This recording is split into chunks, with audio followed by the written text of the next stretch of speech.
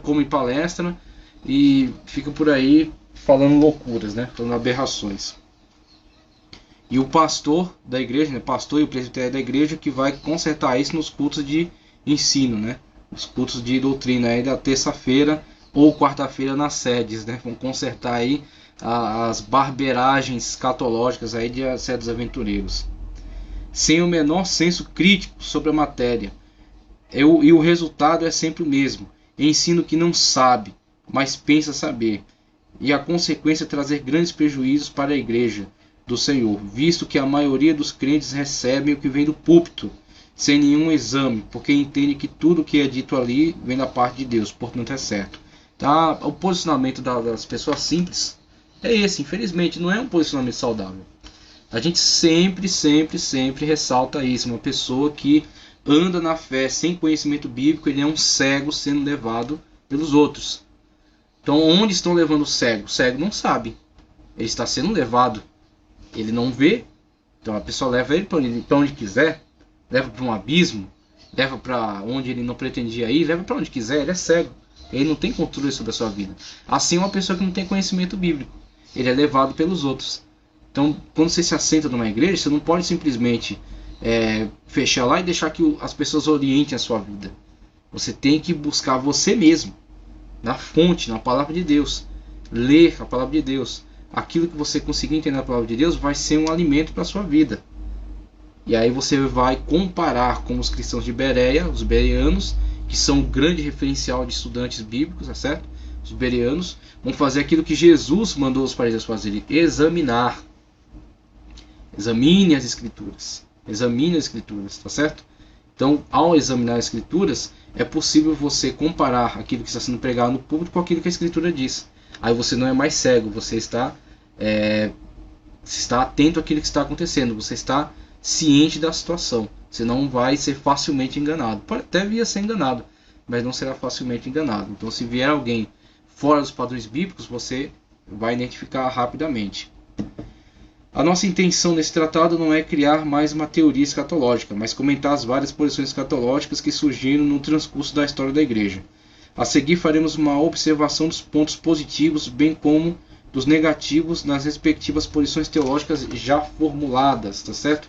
Maneiras de interpretar a escatologia bíblica. Antes disso, aproveitando o conteúdo do livro que eu já me referi, que está aí, Guia Profético para o Fim dos Tempos, nós vamos trazer aqui algumas contribuições deste ótimo livro acerca do desenvolvimento da literatura apocalíptica, tá certo? A literatura apocalíptica e o seu desenvolvimento. Então, nesse trecho aqui, vamos ler sempre aqui nas colunas os escritos, as datas, os exemplos bíblicos e aqui exemplos não bíblicos, tá certo? Escritos, datas, exemplos bíblicos e exemplos não bíblicos.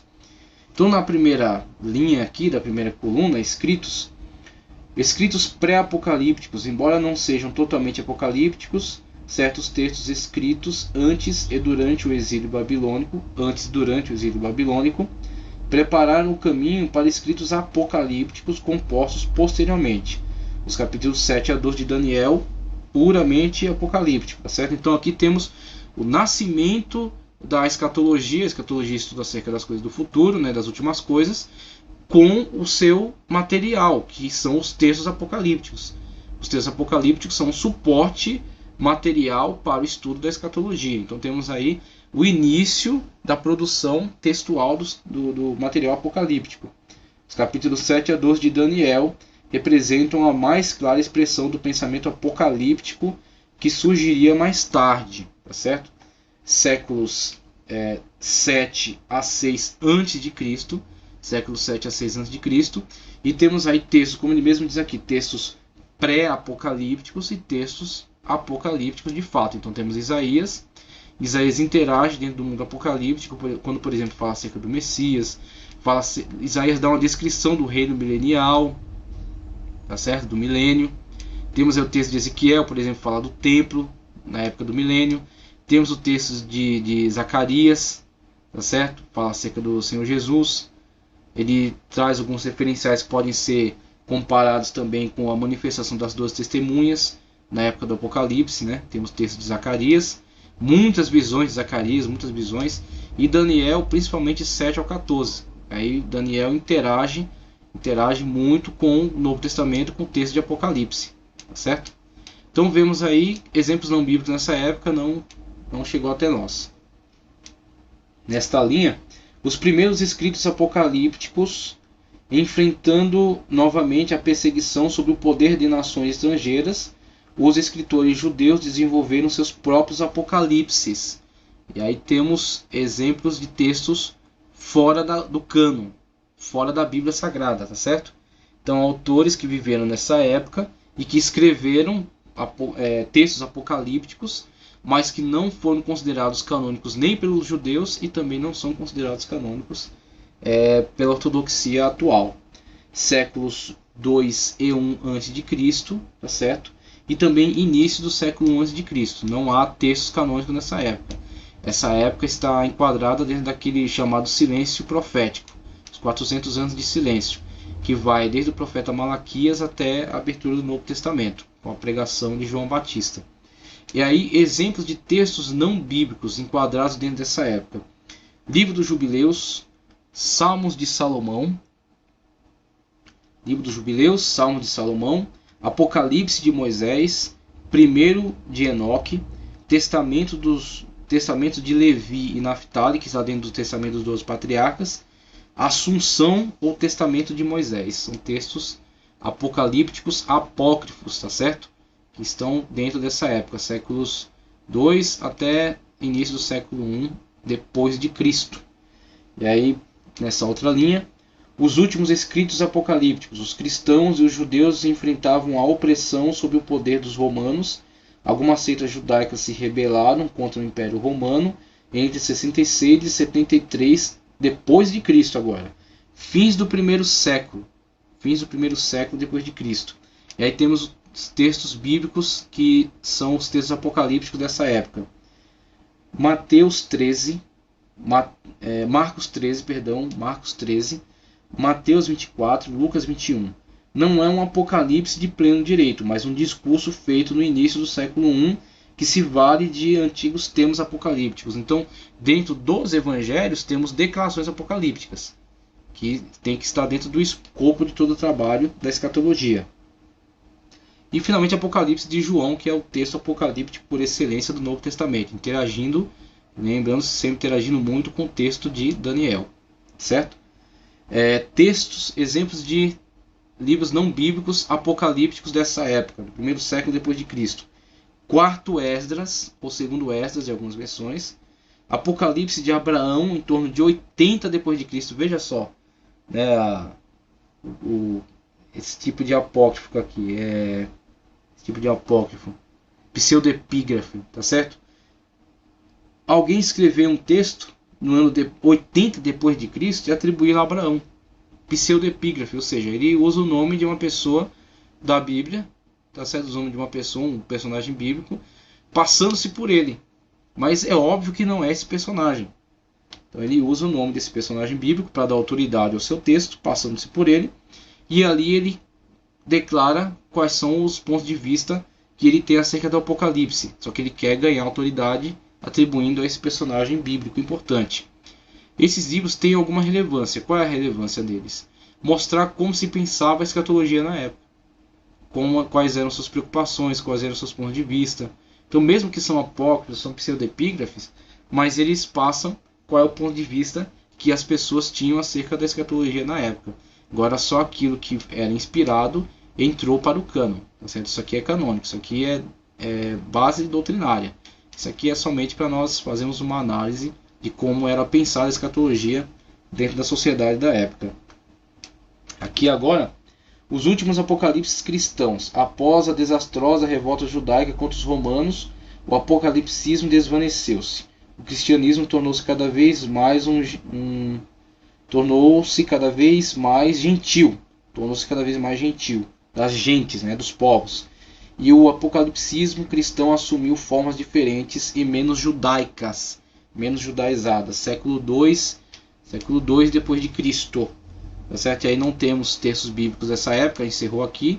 Inclusive aqui é o fechamento do cânon bíblico, tá certo? Com o fechamento do último livro do Novo Testamento. E aqui os últimos escritos não bíblicos, né, escritos pseudoepígrafes e apócrifos, que são apocalípticos, têm essa tendência apocalíptica, e inclusive eram muito usados dentro da igreja primitiva. Apocalipse de Pedro e Pastor de Hermas. Pastor de Hermas, inclusive, muito usado como leitura particular dos cristãos, mas proibido a leitura no templo, porque não era texto canônico. E vamos acrescentar aqui a Carta de Barnabé.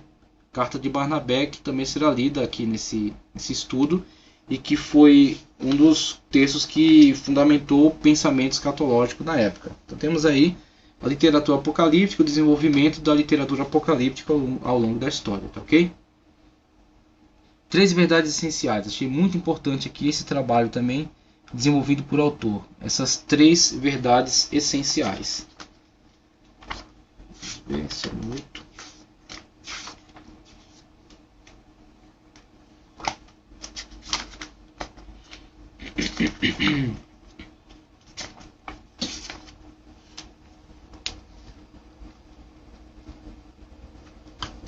Estou na primeira linha, acerca das 3 verdades essenciais. A verdade essencial sobre o fim dos tempos. A verdade essencial sobre o fim dos tempos. A segunda coluna, o que as escrituras dizem, né? A terceira coluna, os que os cristãos primíticos ou primitivos pensavam. A quarta coluna, detalhes não essenciais sobre a verdade essencial. Então temos aí 3 verdades essenciais. Apesar de termos diversas escolas de pensamento e diversos pensadores, é interessante a gente reforçar as ideias essenciais em torno da escatologia. Aquilo que é fundamental, aquilo que é compartilhado entre as diversas linhas. É aquilo que é essencial, e aquilo que não é essencial é o campo vasto para trabalho, né, e as discordâncias e os debates dentro da escatologia. Então a primeira verdade essencial dentro do estudo da escatologia: Jesus voltará à Terra em forma física em algum momento no futuro. Mesmo há milenistas, né, que dizem que o milênio é alegórico, mas a maioria milenista não nega a volta de Cristo. Aí tem uma ala radical, né, se pode dizer assim, uma ala radical, principalmente representada por Bultmann, que alegoriza totalmente tudo. Ele faz uma alegorização ampla da Bíblia, né, de todo o conceito bíblico, não só desse trecho de Apocalipse. Então, os amilenistas alegorizam a questão do milênio, mas em relação às outras verdades bíblicas, eles mantêm um pensamento literal. Agora, Bultmann vai além de todos esses limites aí, alegorizando toda a Bíblia. Então, o que as Escrituras dizem aqui na segunda linha? O Filho do Homem há de vir a hora em que não penseis. Tá certo? Mateus 24, 36 a 44, Marcos 13, 32 a 37. Esse Jesus que dentre vós foi recebido em cima no céu, há de vir assim como para o céu vistes ir. Atos 1:11. Aguardando a bem-aventurada esperança e o aparecimento da glória do grande Deus e nosso Senhor Jesus Cristo, conforme está em Tito 2:13. Cristo, oferecendo-se uma vez para tirar os pecados de muitos, aparecerá a segunda vez sem pecado aos que esperam para a salvação, conforme está em Hebreus 9:28. Permanecei nele, para que quando ele se manifestar tenhamos confiança e não sejamos confundidos por ele na sua vinda, conforme está na 1 de João 2:28. Tá certo? Então são o que as Escrituras dizem acerca disso. O que os cristãos primitivos disseram, ou primíticos disseram. Essa profecia de Isaías 33, 13 ao 19, Isaías 33, 13 ao 19, diz respeito ao pão que o Messias nos deu de comer e ao cálice que ele nos deu de beber.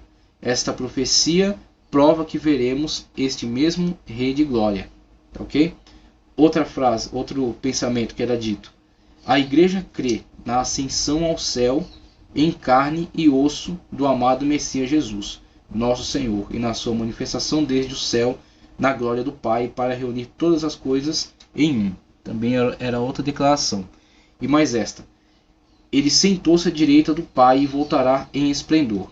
E aí, finalmente, a parte onde detalhes não essenciais sobre esta verdade essencial. Ou a volta de Jesus será um único evento depois de um tempo de tribulação, ou Jesus voltará para retirar a igreja antes da grande tribulação e depois para reinar após o tempo da tribulação. Tá ok? Então essa é a parte discutível